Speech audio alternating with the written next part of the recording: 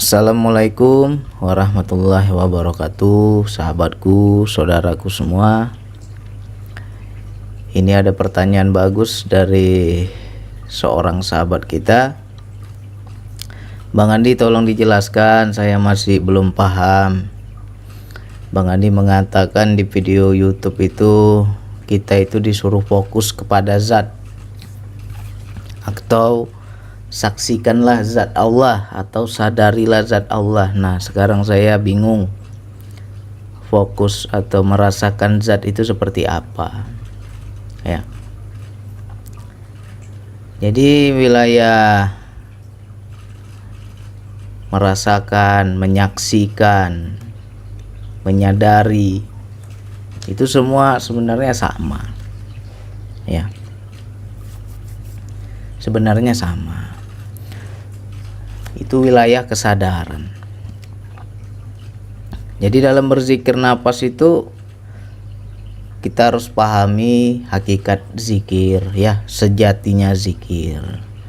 Sejatinya zikir itu harus ada ketersambungan kepada zat ya.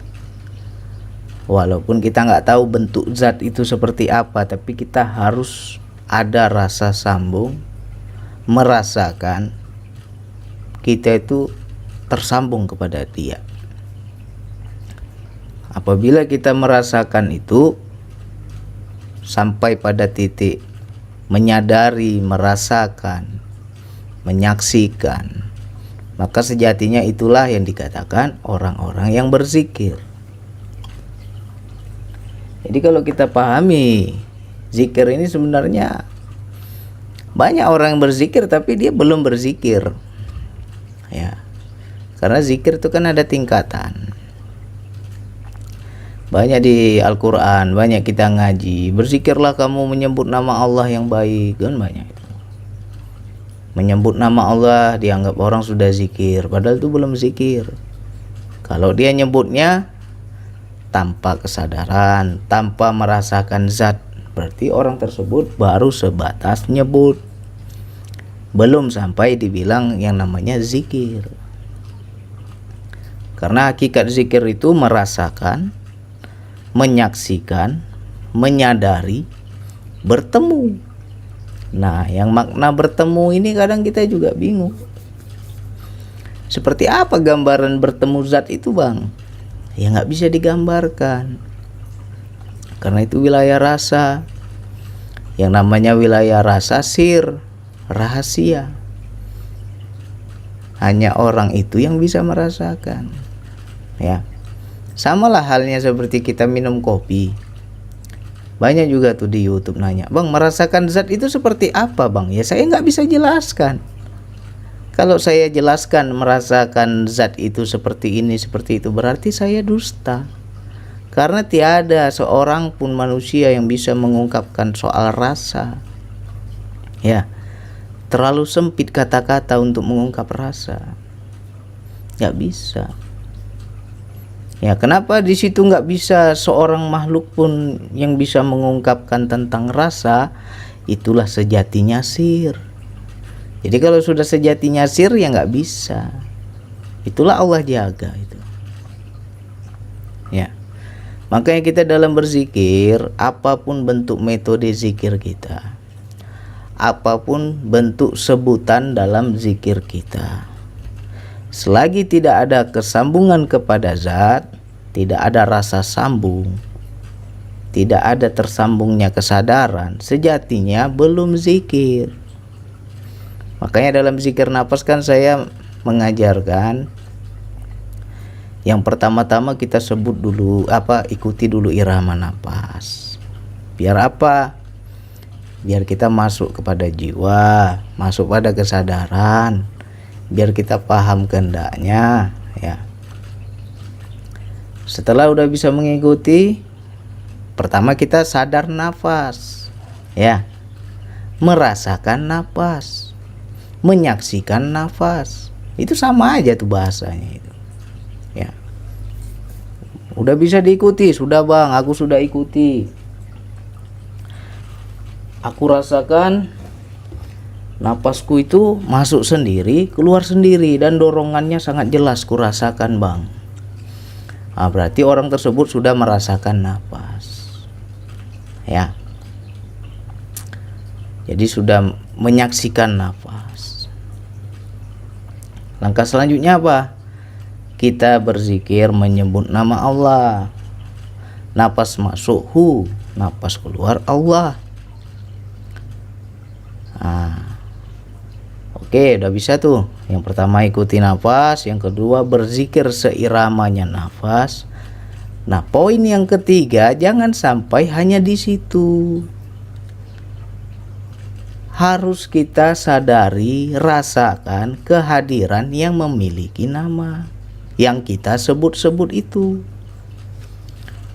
Kita menyebut hu. Hu itu artinya dia. Dia itulah zat. Berarti kita diarahkan kesadaran kita kepada dia. Yang kita sebutkan dia, hu, dia, huwa. Dia yang mana ini? Nah, itu kesadaran kita itu harus arahkan kepada zat.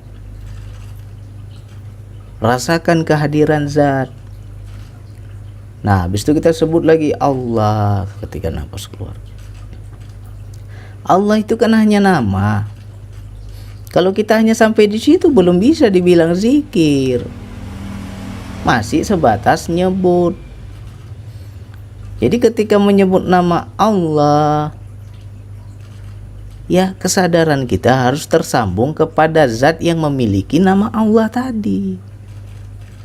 Ya. Makanya ketika orang sudah mencapai tahap yang namanya bertemu, menyaksikan, merasakan kehadiran zat, Allah itu nggak berlaku lagi. Hilang. Namanya orang udah bertemu, ngapain lagi disebut? Dia akan hilang sendiri. Makanya jangan bingung kalau kita zikir nafas bang. Pertama aku sebut Allah bang, hilang hu-nya bang. Yang ada hanya Allah, Allah, Allah. Aku nyebut Allah aja bang. Lama-lama Allahnya pun hilang.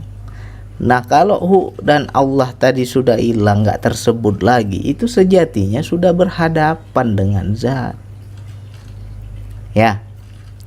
Karena selagi sesuatu yang ada, dia tak ada. Tapi ketika sesuatu itu tak ada, barulah dia ada. Barulah dia hadir. Karena ketika dia hadir, semua yang ada akan sirna dengan sendirinya. Disitulah rahasianya kenapa Allahnya hilang. Ya. Jadi bagi teman-teman yang sudah sampai ke tahap itu ya bersyukur, alhamdulillah. Itulah sejatinya zikir. Ya. Habis itu ngapain kita bang di sana ketika kita sudah bertemu? Ketika kita sudah berhadapan, sudah merasakan zat. Nah di situ ada interaksi nanti. Gak ada lagi kita nyebut hu Allah, gak ada lagi. Ada interaksi dua arah. Ya. Nah jadi kalau dibilang seperti apa bang merasakan zat, ya saya gak bisa jelasin. Ya saya hanya menceritakan perumpamaan saja. Dan yang namanya perumpamaan ya akal kalian juga nggak akan sampai kalau kalian belum ke sana. Jadi kita juga harus tepuk dada tanya selera. Kalau kita belum sampai ke sana ya jangan terlalu berharap ingin ke sana. Seperti apa merasakan zat? Ya rasakan sendiri baru paham. Ya. Sama halnya saya buatkan segelas kopi. Ini kopi ini enak loh, nikmat ini kok. Kopi kapal tanker ini ya kan. Mantap ini. Tapi kan saya bilang enak kan karena saya sudah rasa. Nah bagi teman-teman yang belum merasakan, belum mencicipi, nggak akan paham rasanya kopi itu seperti apa enaknya. Ya kan? Itu kan hanya cerita saja. Nah makanya kita belajarlah menyaksikan sendiri. Minum langsung, gak usah banyak tanya. Ini kopinya enak nggak ya bang? Nggak usah banyak tanya, minum aja langsung. Maka kita akan paham yang namanya merasakan zat. Ya, sama halnya. Banyaklah kalau dibilang merasakan zat, merasakan kehadiran zat. Nggak usahlah zat Allah, zat yang lain aja lah. Ya, sebagai contoh ini kiasan ya. Kita lagi duduk-duduk ini nonton TV sambil merokok. Ya. Entah bagaimana karena filmnya terlalu asik, kita nggak konsentrasi menjaga api rokok. Tiba-tiba api rokok itu kena kaki kita sendiri. Begitu api rokok menyentuh kulit, apa yang terjadi? Pasti melompat kita kan. Melompat kita. Padahal di situ kita tidak melihat api, tidak melihat rokok. Di situ hanya rasa. Apa rasanya? Panas. Ketika kita sadari panasnya, maka kita akan paham di situ ada apinya. Ya. Itu kan salah satu contoh dalam kehidupan. Nggak perlu kita melihat puntung rokoknya, nggak perlu kita melihat api rokoknya. Ya, bara api rokok itu kita nggak perlu lihat. Cukup begitu kena kulit, kita langsung melompat, kita langsung menarik diri. Karena apa? Rasa itu sampai, panasnya itu sampai ke kulit. Dan di situ kita paham ini api ini. Ya. Begitu pula kita merasakan kehadiran zat, tak perlu melihat wujud. Ya. Karena sejatinya orang yang mengatakan aku melihat ini, melihat itu, Allah berwujud, itu bukan Allah. Cukup merasakan saja kehadirannya. Ada rasanya. Dan di situ kita paham itu Allah. Ya. Nah, banyak terjadi reaksi. Ya. Bisa kita merasakan dari apa ya? Dari sentuhan jiwa, kesadaran jiwa kita. Aku yakin Bang itu Allah, Bang. Itu satu. Bisa juga dalam bentuk sensasi di zohir kita. Makanya kita sampai keringat dingin, sampai bergetar berguncang hebat. Ya. Jantung itu memompa keras seperti orang berlari. Gimana dia memompa keras, padahal kita nggak lari tuh. Kita hanya duduk aja lagi zikir, tapi jantung itu bergejolak, darah mendidih. Ya. Ya itu juga salah satu contoh-contoh kehadiran zat. Nah, jadi belajar zikir nafas jangan sampai pada tadi aja. Saya sudah rasakan nafas Bang. Ya. Bagaimana nafasnya? Sudah udah jalan sendiri Bang. Nah, terus lanjutkan dengan hu Allah. Sudah Bang, udah seirama Bang. Nah, kalau kita hanya sebatas menyadari nafas, menyadari sebutan hu Allah, tapi tak ada kesadaran kepada zat, berarti kita belum sampai yang namanya tahap zikir. Sejatinya baru menyebut. Makanya saya bilang, kalian jangan hanya fokus di nafas, jangan hanya fokus di hu Allah. Ya. Hu Allah itu hanya sebagai, kalau mobil ibaratnya starter aja itu. Ya. Jadi jangan di situ aja kita terjebak. Harus merasakan kehadiran zat. Nah, banyak teman-teman zat yang lain yang dia rasakan. Ya. Berzikir nafas, duduk timpuh dia matikan lampu semua, gelap semua kan. Duduk dia berzikir 5 menit, 10 menit, 20 menit. Udah lain-lain pikirannya kan. Nah, Bang, perasaan kayak ada yang lewat-lewat di sekeliling saya, Bang. Apa jangan-jangan saya diganggu jin, Bang? Berarti engkau sudah merasakan zat, tapi zatnya apa? Jin, bukan Allah. Kita nggak ada melihat, tapi merasakan kehadirannya.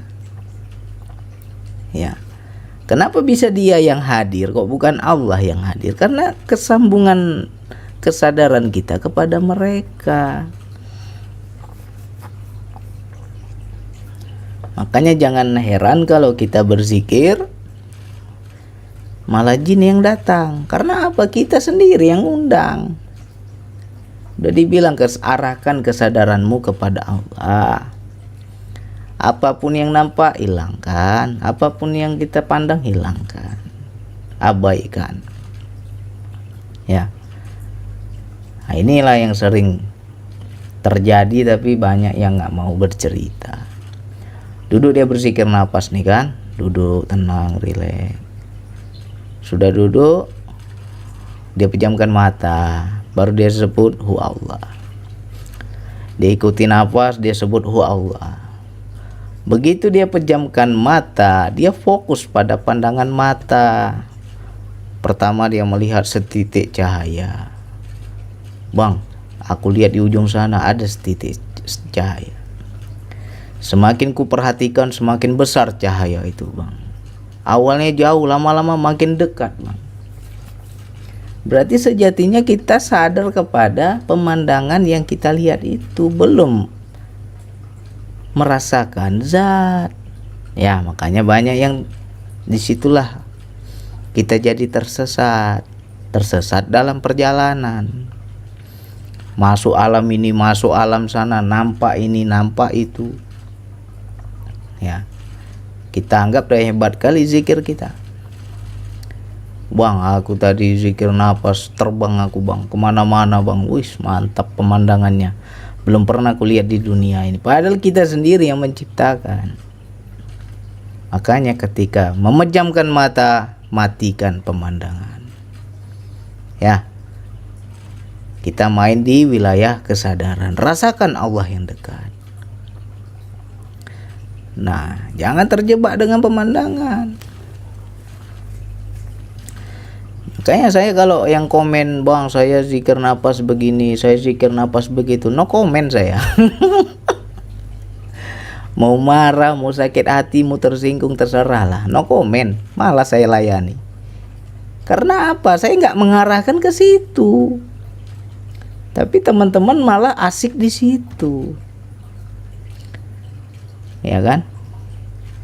Nah, bukan kita berzikir napas itu merogoh sukmo kesana kesini, enggak. Justru tipu daya setan itu sangat halus di situ.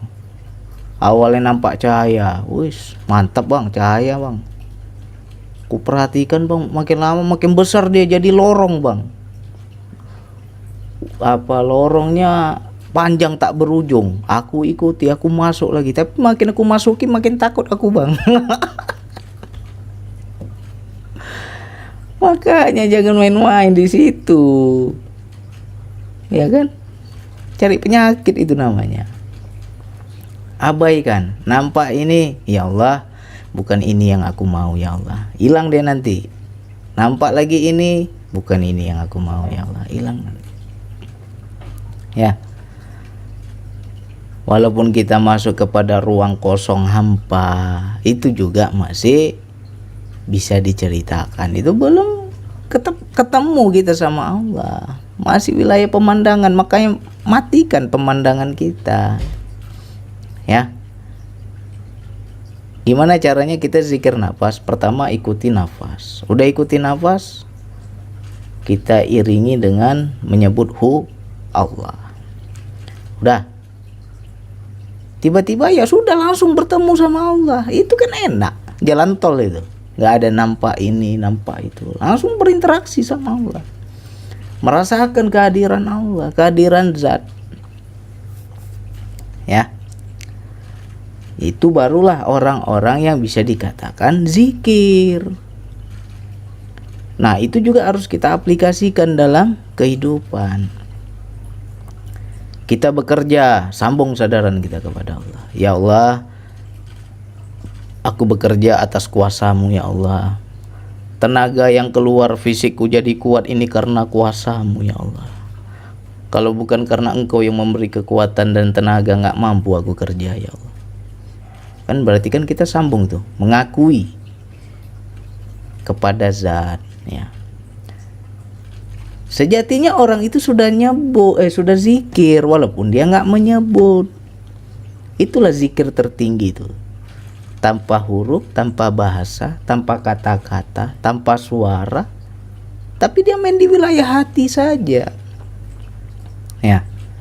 Apalagi dia omelin dia sama atasannya, dibentak-bentak, disepelekan, dihina, langsung dia melihat Allah. Ya Allah, yang kusaksikan memang makhluk ya Allah, tapi di belakang makhluk ini aku menyadari itu ada peran-Mu ya Allah. Engkaulah yang mengujiku lewat makhluk ini. Berarti perintahnya apa? Berarti Engkau menyuruhku, mengajarkanku bersabar. Oleh karena itu aku sabar karena Engkau ya Allah. Akhirnya apa? Sabar kita kan, karena kita udah menyaksikan Allah. Sejatinya orang itu sudah zikir ya. Itu yang paling tinggi tuh, zikir perbuatan itu. Jangan kita nyebut puluhan kali, ratusan kali, ribuan kali zikir. Waktu kita berzikir luar biasa kusuknya, Pak. Begitu dalam kehidupan, keji dan mungkar jalan juga, ya kan? Masih juga akhlak kita akhlak setan. Apakah itu yang dibilang orang zikir? Enggak lah. Orang zikir itu merasakan zat, baik duduk, berdiri, berbaring, selalu bersama zat. Sehingga apa? Akhlaknya terpantau. Mau begini takut, mau begitu aku nggak enak, ngeri aku. Allah bersama aku, Allah menyaksikanku, dan aku juga menyaksikan Allah. Nggak berani macam-macam. Mau berbohong, baru niat nih mau berbohong, Allah tahu isi hatiku, nggak berani kita bohong, ya kan? Nah, sejatinya yang seperti itu yang dibilang zikir. Jadi fungsi DN ini apa Bang? Fungsi DN zikir nafsu Allah ini hanya untuk mengaktifkan kesadaran dalam kehidupan. Nah, itulah puncaknya zikir. Makanya saya senang ketika teman-teman berzikir nafas. Bang, saya nggak seperti yang lain. Saya nggak pernah lihat ini, lihat itu. Saya nggak pernah masuk ke alam-alam gaib seperti yang lain. Tetapi Bang, hidup saya berubah Bang. Saya dulunya malas sholat, sekarang terpanggil untuk sholat. Saya dahulunya sering berantem sama istri, nggak pernah sabar. Sekarang saya sama istri sabar Bang. Itulah orang yang berzikir. Itu yang betul. Makanya saya salut kalau teman-teman ada perubahan. Berarti zikir kita sudah duduk, sudah terinstal. Itulah sejatinya orang yang merasakan zat. Ya. Hanya contohnya saja yang saya kasih nih. Kalau dibilang menjelaskan merasakan zat seperti apa yang nggak bisa dijelasin. Ya, ini hanya contoh-contoh kias saja. Sama halnya seperti kopi tadi, mana bisa kita menyebutkan, ceritakan rasa kopi itu seperti ini loh, ya, nggak bisa. Bagi orang-orang yang sudah kesana baru paham, ya. Jadi bagi teman-teman, nah itu diperhatikan DN-nya,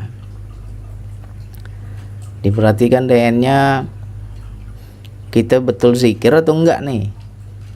Jangan sampai kita duduk 30 menit, 1 jam, 2 jam, tapi sadar nafas saja. Aku hanya menyadari nafas saja Bang. Aku hanya menyadari zikir Allah saja Bang. Tapi kesambungan kesadaran kepada zat gak ada, gak nyambung. Ya berarti itu baru sebatas nyebut. belum zikir. Ya. Jadi diulang-ulang nih. Diulang. Jadi saya bisa melihat mana orang yang masuk ilmu zikir napas sama dia, mana yang enggak. Ya. Saya bisa melihat. Apa contohnya? Kita semua bisa melihat. Contohnya kembali kepada akhlak. Ya. Kalau akhlaknya berubah, sikapnya berubah, cenderung kepada ketakwaan, itulah sejatinya orang yang merasakan zat. Itulah orang yang bertemu bersama, menyaksikan, merasakan, menyadari. Itulah yang dikatakan hakikat zikir. Itu baru bisa dibilang zikir sir, nggak ada orang lain tahu, ya, nggak ada orang lain tahu. Karena ini wilayah hati.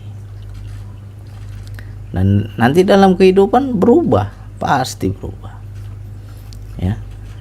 Minimum yang berubah adalah kesabaran. Ego kita jadi dirahmati Allah, nafsu kita dirahmati Allah. Jadi lebih lembut kita. Dulunya kersak kerusuk nafsuan, nah sekarang ada lebih banyak berserah aja lah. Aku terserah engkau aja lah ya Allah, ya kan? Nggak ada banyak lagi nafsu kita. Nah sejatinya itulah orang-orang yang zikir. Ya. Jadi kita bisa menilai, mau hitam jidatnya, sholatnya luar biasa sampai hitam jidatnya, mau duduk dia sampai pincang-pincang kakinya berzikir berjam-jam, mau bebuih mulutnya berzikir ribuan sampai ratusan ribu kali, tapi akhlaknya nggak berubah, itu belum orang zikir. Ya, akhlaknya nggak berubah, masih sombong, masih pemarah, apalagi masih cepat tersinggung. Ya, lain yang kita bilang, lain yang dia tangkap, cepat baper, cepat tersinggung, itu belum orang zikir, baru nyebut dia itu. Ya, nah, parameternya di situ. Kalau orang betul-betul sadar kepada zat, nggak berani macam-macam lah. Jangankan gerak tubuhnya, hatinya saja dipantau Allah, apalagi gerak tubuhnya. Jadi wilayah hati aja kadang dia berperang, kadang dia dimarahi oleh Allah. Ketika terbersit di hatinya suatu suuzon, suatu buruk sangka, dia belum ucapkan nih, baru di hatinya buruk sangka, cepat Allah tegur. Nggak boleh kau suuzon, busuk hatimu, kotor hatimu, nggak boleh seperti itu, dimarahin habis-habisan. Ya, mana ada manusia yang tahu itu antara kita sama Allah, dimarahin kita, ya kan? Itu padahal baru wilayah hati, belum perbuatan. Apalagi perbuatan pasti lebih terpantau lagi. Ya. Nah, jadi ini bagi sahabatku, saudaraku yang mengamalkan zikir nafas, pahami, merasakan zat. Jangan sampai hanya sebatas nyebut, ya. Hakikat zikir tuh kita tuh bertemu, merasakan kehadirannya, berinteraksi dengannya. Ya. Nggak perlu kita menggambarkan Allah itu begini, Allah itu begitu, cukup rasakan saja. Ibarat puntung rokok tadi itu, nggak perlu lihat rokoknya, nggak perlu lihat apinya. Begitu kena kulit bara api itu melompat kita, di situ kita sadar, di situ kita tahu memang inilah api rokok, walaupun mata tak melihat. Ya, begitu juga kita kepada Allah. Wilayah rasa ini cukup disadari saja.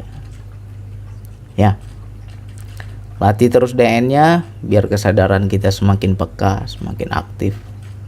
Nanti kita akan paham. Ya, ini mohon diulang-ulang, pelan-pelan diulang-ulang lagi. Kalau belum paham, diulang lagi. Masih belum paham, ulang lagi.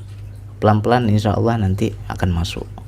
Ya, yang penting hati kita mau menerima. Kalau hati kita nolak, apa nih Bang Andi ngomong nih, nggak paham aku. Kalau udah menolak gitu nggak akan masuk. Ya, tapi kalau kita berbaik sangka, betul mau menerima ilmu.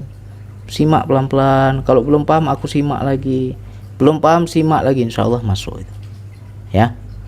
Mudah-mudahan yang sedikit ini manfaat untuk kita semua. Sekian dari saya, wassalamualaikum warahmatullahi wabarakatuh.